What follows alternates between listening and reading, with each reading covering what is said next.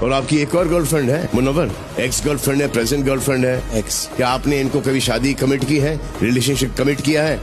आप उनके साथ थे, उनके साथ ब्रेकअप हो गया है? अगर यहाँ पर आएंगी शो में, या आपके लिए नहीं आई है, या खुद के लिए आई है, कोई भी और होती तो बोलती कि नहीं, इसे बाहर आ जाने दो, बाय दैट टाइम मैं बात कर लूंगी, या आई मूव ऑन, मुझे सब कुछ दिख रहा है। आपकी ये बात समझ में नहीं आती? यहाँ पर आई है एक लव का बहाना, एक हर्ट का बहाना लेके, और आपको डिसरिस्पेक्ट कर रही है। इसके पहले कोई गर्लफ्रेंड थी आपकी? और उसके पहले थी कोई आपकी गर्लफ्रेंड? ऐसा कभी आपके साथ हुआ है? It is simple use. दुनिया के सामने आप इसको एक्सपोज करना चाहती थी, माफी मंगवाना चाहती थी।